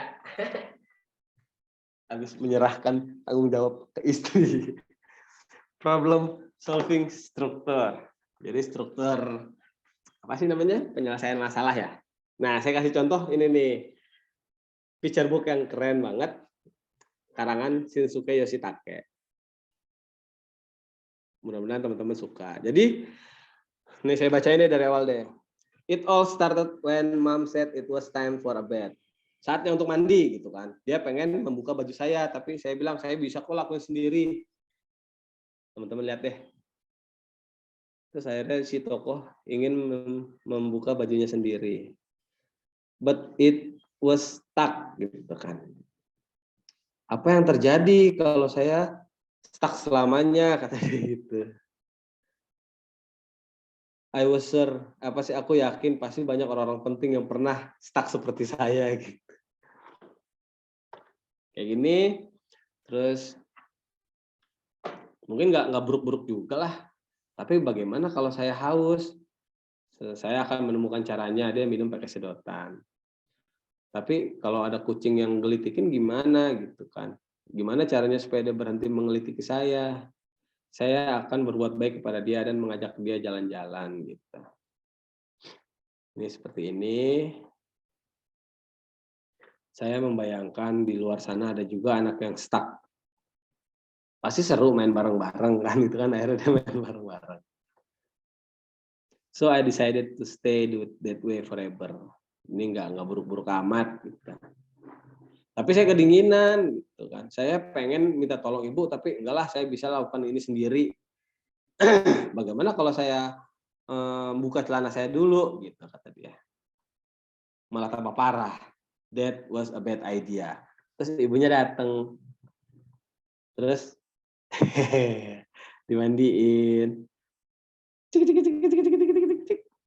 Selesai. Sekarang saatnya memakai piyama. Saya bisa memakai piyama sendiri. Dia stuck lagi. Nah, jadi ini loh problem solving struktur yang menurut saya bagus. Jadi kalau bisa ya bikin cerita yang menarik kayak gini. Nggak harus masalahnya selesai. Bisa masalahnya tambah gawat. Kalau misalnya cerita itu malah bikin tambah menarik.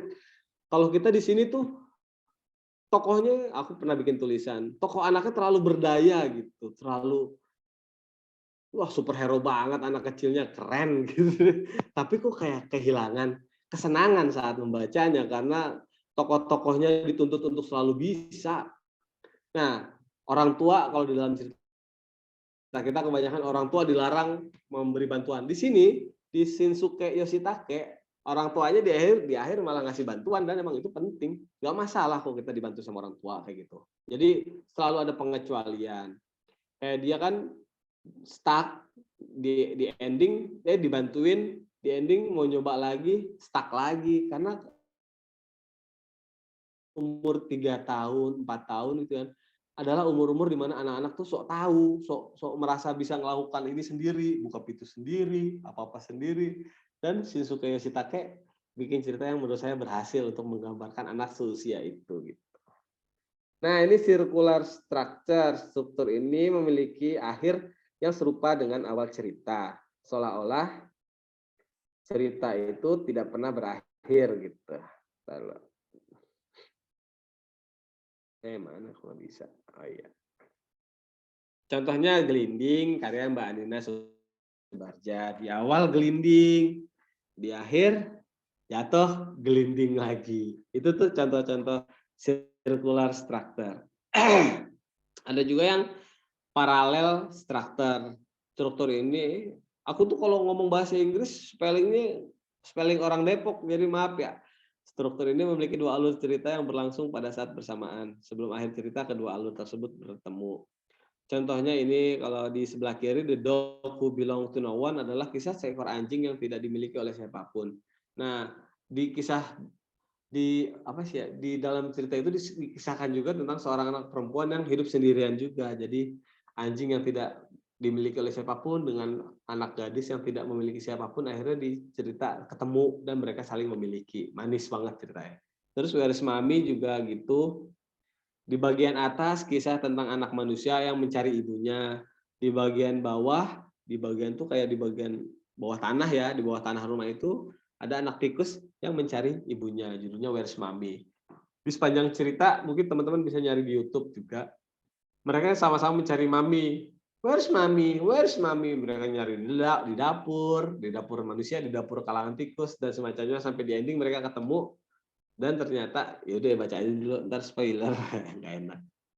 Nah, kumulatif struktur ini memiliki urutan peristiwa berulang yang semakin lama semakin meningkat dan semakin gawat.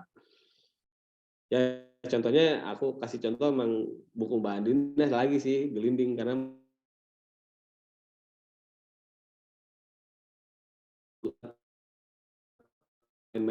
berdua, bertiga deh sama onde-onde. Terus berempat, sampai lama makin gede. Itulah kumulatif struktur. Nah, kalau ini mirror struktur. Struktur ini, aku kecepatan nggak ya? Nggak ya? Struktur ini memiliki perulangan peristiwa di tengah cerita, seolah-olah pembaca seperti membaca kembali dari awal, tapi dengan masalah yang berbeda. Contohnya Boy and Bot, Boy plus Bot. Seorang anak laki-laki sedang pinus ya, mengumpulkan pinus dan dia bertemu dengan robot. Hi, said the boy. Want to play? The robot blink. Affirmative. Akhirnya mereka bermain bersama.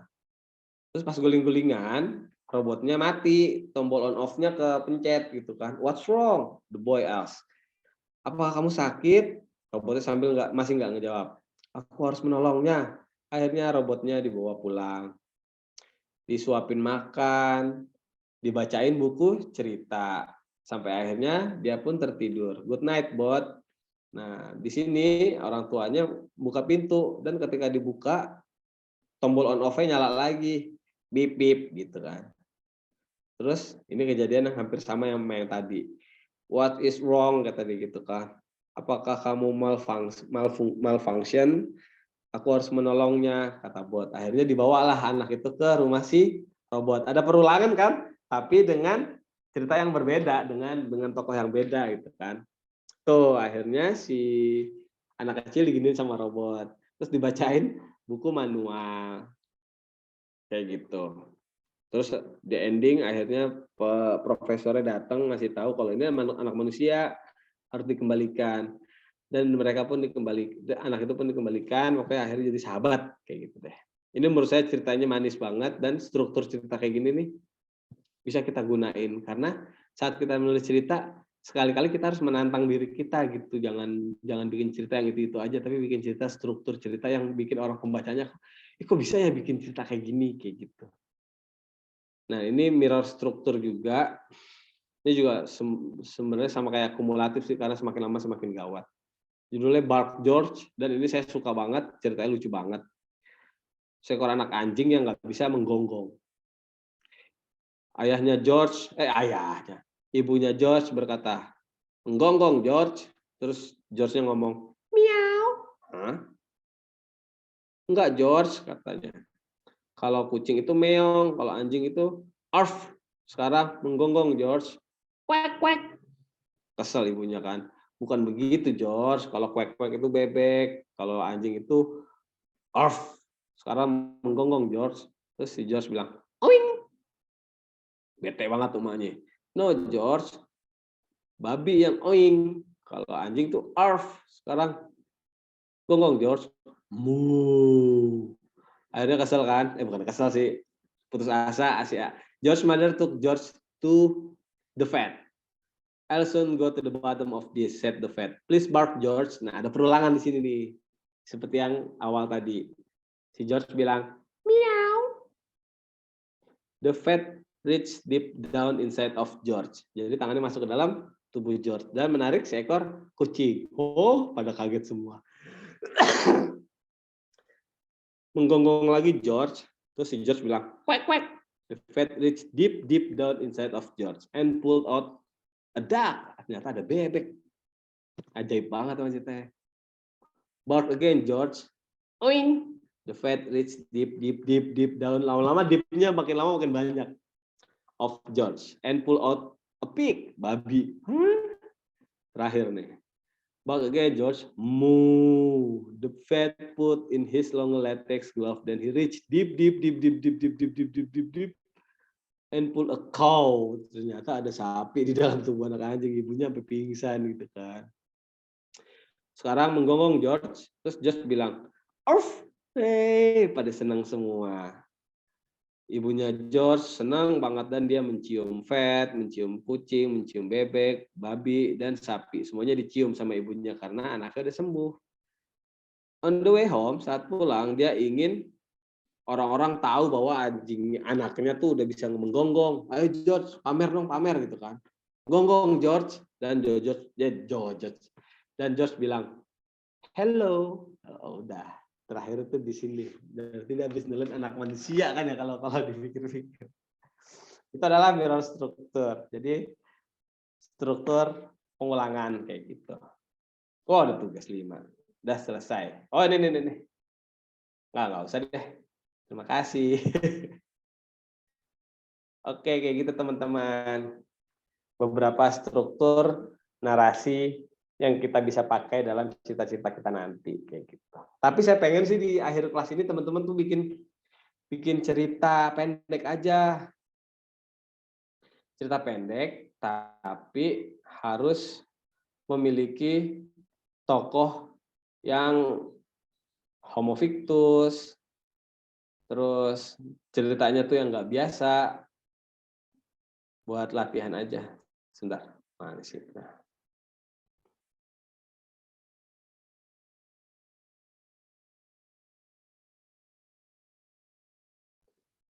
Oke teman-teman, ada yang ingin ditanyakan nggak kira-kira?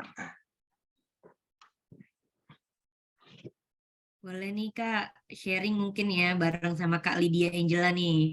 Oh iya. Kak Lydia, kata Kak Lydia gini, saya tahun lalu Pabel full imajinatif GLN, alhamdulillah malah lolos Mas. Gitu. Wah. Mungkin ada yang mau di-sharing kali ya sama Kak Lydia nih.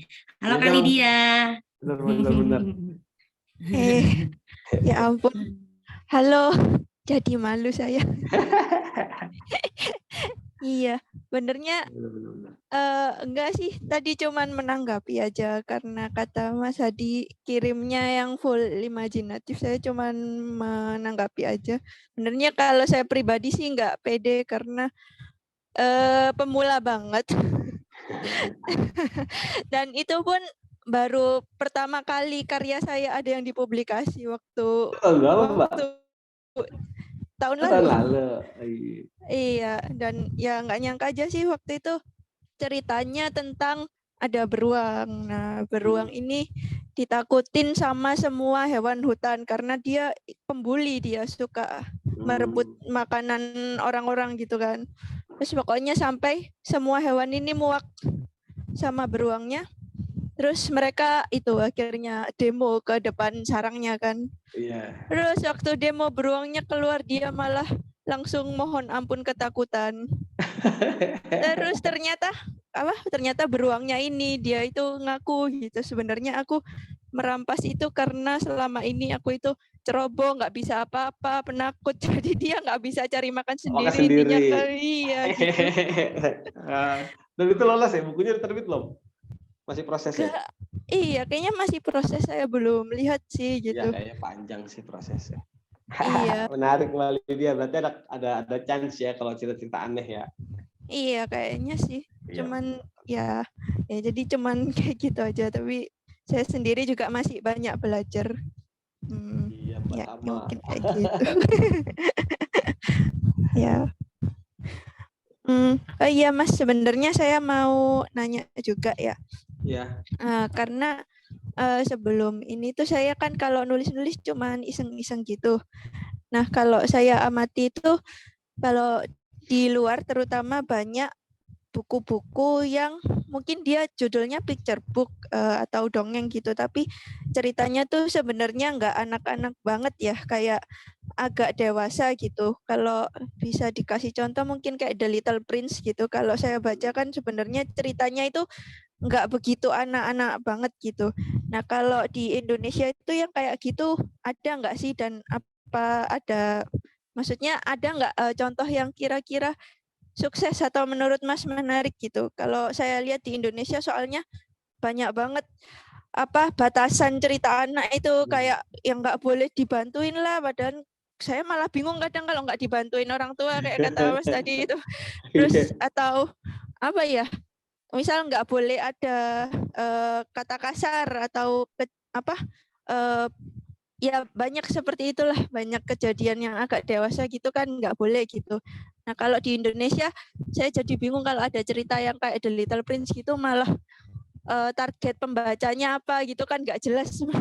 Itu ada nggak sih di Indonesia yang kayak begitu? Mungkin mau nanya itu sekalian, dari tadi kepikiran. Terima kasih. Iya, kalau di Indonesia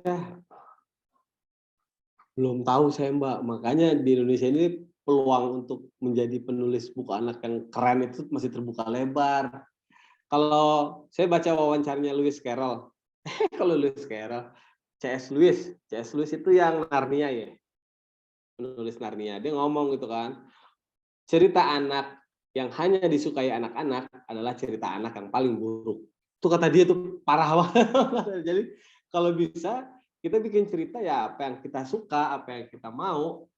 Karena anak-anak itu paham kok apa yang disukain sama orang dewasa juga. Nah, maksudnya begini, ketika kita nulis cerita anak, kalau bisa targetnya itu bukan hanya anak-anak.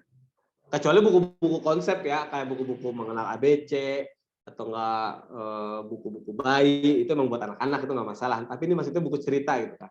Ketika kita ingin menulis buku cerita anak, kalau bisa orang dewasa itu akan menyukainya kayak gitu. Dan masih sedikit banget yang berpikiran kayak gitu, karena mereka nulis memang buat anak-anak doang. Yang penting anak-anak suka. Nah, kalau aku tuh nggak mau kayak gitu, aku pengen orang dewasanya juga suka gitu. Kalau saya bikin lelucon itu anak-anaknya dapat, pesannya orang tuanya yang dapat gitu. Ada yang apa sih kayak gitu, enggak kayak kesannya keren. Jadi belum banyak yang seperti itu. Bisa kita apa ya namanya, kita bisa bareng-bareng tuh menjadi penulis buku anak yang kayak gitu. Mungkin ada Bareda, tapi yang saya lihat baru orang dewasa yang menyukainya. Untuk anak-anak sendiri masih jarang jadi perbincangan gitu. Jadi kayak gitu deh, masih belum banyak yang seperti itu. Yang kayak The Little Prince, karya-karya abadi itu belum banyak. Mudah-mudahan dari sini akan lahir karya-karya kayak gitu. Amin. Kayak gitu deh. Amin. Maaf Mas, mau Ya. nanya tadi, saya memang masih dikit mungkin referensinya Mbak Reda itu nama lengkap penulisnya siapa ya? Saya pingin browsing jadinya. Mbak Reda Gaudiamo, itu tuh anakku. Oh, Reda Gaudiamo, saya kira orang Indo. Jadi penulis buku, maaf ya, aku mau sharing aja. Penulis bacaan anak di Indonesia tuh banyak banget. Banyak banget, sampai nggak tahu siapa aja. Tapi ini sebenarnya bisa di apa ya namanya? Ya saya pengen ngasih tahu ternyata yang banyak itu, yang menonjol itu sangat sedikit banget. Gitu. Teman-teman masih memiliki kesempatan bukan untuk menjadi menonjol, tapi untuk memberikan karya yang lebih berdampak gitu kan. Karena banyak tapi nggak terlihat kan, aneh banget. Nah, salah satu contoh buku anak penulis buku anak yang paling menonjol itu Mbak Reda Gaudiamo. dia tuh kayak punya ciri khas tersendiri yang nggak dimiliki oleh orang lain. Terus Mbak Arin Nilandari yang setiap tahun selalu mau mengeksplor apa yang dia mau lakukan gitu. Selalu ada kebaruan setiap Mbak Arin Nilandari menulis. Terus Pak Joko Lelono emang the best deh, belum ada buku anak buku science fiction yang sebanyak Pak Joko Lelono. Jadi sebenarnya penulis buku anak yang menonjol masih sangat sedikit banget gitu kan, dan cukup disayangkan karena kalau dibandingin sama jumlahnya tuh penulis buku anak di Indonesia tuh jumlahnya banyak banget, tapi yang menonjol masih sedikit. Makanya saya mungkin mental out of the box-nya masih belum belum banyak yang dimiliki kayak gitu. Karena penulis yang menonjol ya itu aja. Mbak Reda, Mbak Arin Nilandari, Pak Joko Lelono. Kayak gitu deh.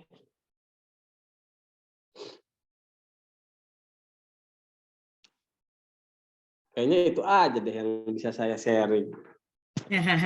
Terima kasih Kak. Nih Kak, sebentar nih. Ada yang lagi mengamati banget nih, sedang meresapi Kak. Kak Nana, halo Kak Nana. Ini masih meresapi Kak Nana.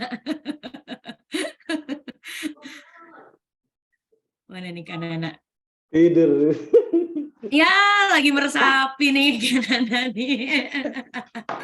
Oh, ini kayaknya di chat ya, bentar. Kak Nana, ada yang mau ditanggapi Kak Nana? Silakan Kak Nana. Mana nih? Silakan Kak, kamera on ya. Aku nggak on cam, ini Abdulnya lagi sakit. Oh ya. Oh iya Kak.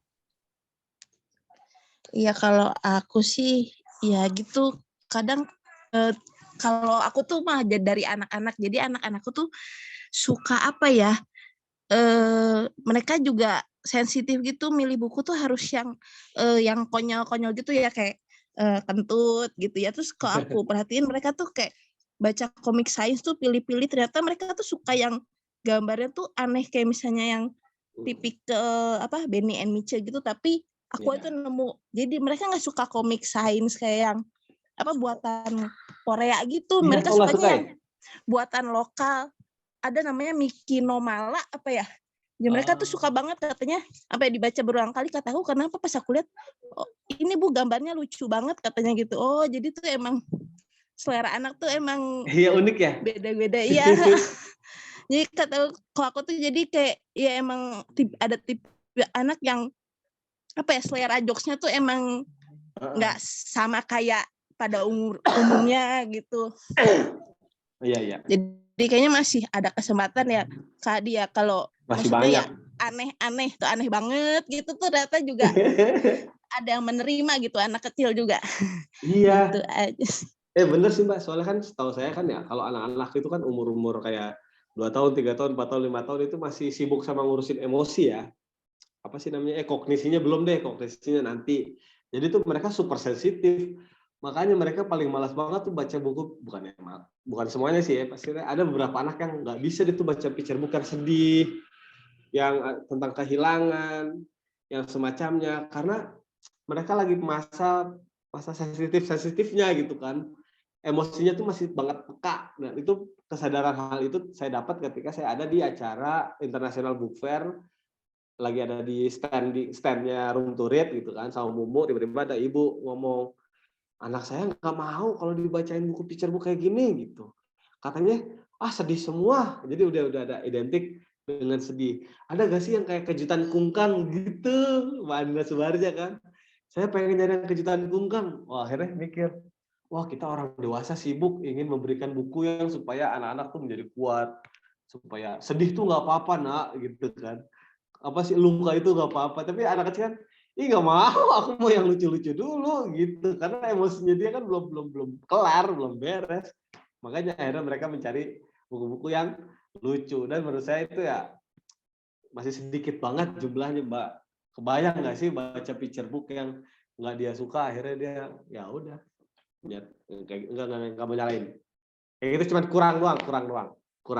Jadi harus diperbanyak lagi buku-buku yang memancing kreativitas, memancing kekonyolan. Kalau di luar negeri mah buku-buku konyol banyak banget. Kalau di kita masih terlalu sopan, buku-bukunya bagus sih. cuman khawatir jadi nggak nyenengin. Kayak gitu. Saya biasanya kalau ngisi kelas tuh 1,5 jam, 2 jam paling lama. Kalau ini sampai 3 jam, makanya kok belum kelar-kelar ya aku ya. Oh ternyata 3 jam. Aduh, diskusinya memang dalam kali ini Kak Hadi ya. Iya, diskusinya aja deh. Iya. Oke nih, Kak Dita. Halo Kak Dita nih, orang Bogor nih, yang biasa baca-baca buku nih. Oke, di kota hujan. Iya. Sekarang udah di Lampung nih Kak sekarang. Oh, di Lampung.